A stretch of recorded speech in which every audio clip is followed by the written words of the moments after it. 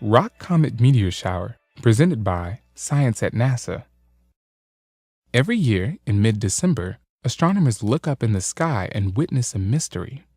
It announces itself with a flurry of shooting stars. For several nights in a row, dozens to hundreds of meteors per hour cut across the glistening constellations of winter, each one a piece of a puzzle waiting to be solved. It's the Geminid meteor shower, set to peak on December 13th and 14th, says Bill Cook of NASA's Meteoroid Environment Office.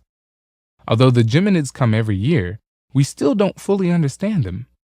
Most meteor showers are caused by icy comets, which spew jets of meteoroids when they are heated by sunlight. A recent example, the Orionid meteor shower of October, was caused by Halley's Comet.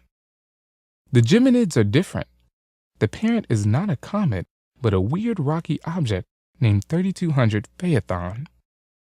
When 3200 Phaethon was discovered in 1983 by NASA's IRIS satellite, astronomers quickly realized that they had found the source of the Geminids.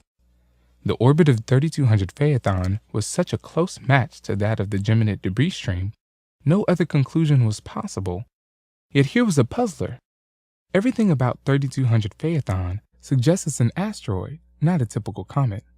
In fact, 3200 Phaethon resembles main belt asteroid Pallas so much it could well be a 5-kilometer chip off that 544-kilometer block.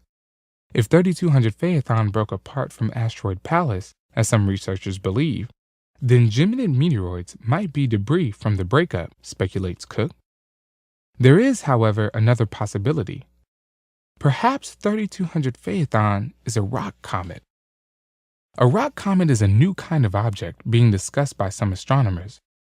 It is essentially an asteroid that comes very close to the Sun, so close that solar heating scorches dusty debris right off its rocky surface. Rock comets could thus grow comet-like tails made of gravelly debris that produce meteor showers on Earth. Could this be the answer?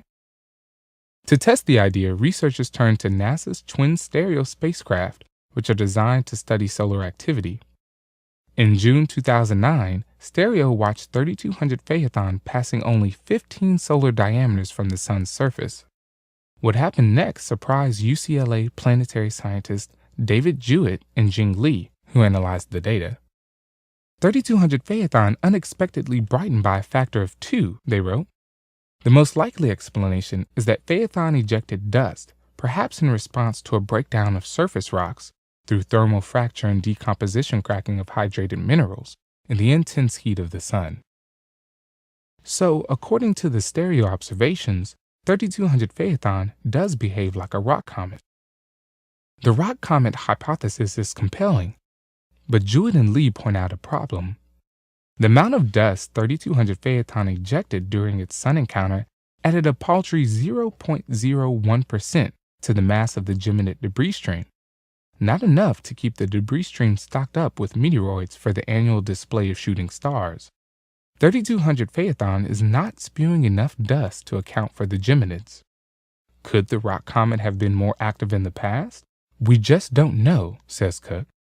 Forecasters expect Geminid meteor rates to top 100 per hour when the shower peaks on the moonless nights of December 13th and 14th, 2012. Cook encourages skywatchers to go out, look up, and savor the mystery. For more news about mysterious happenings in the night sky, visit science.nasa.gov.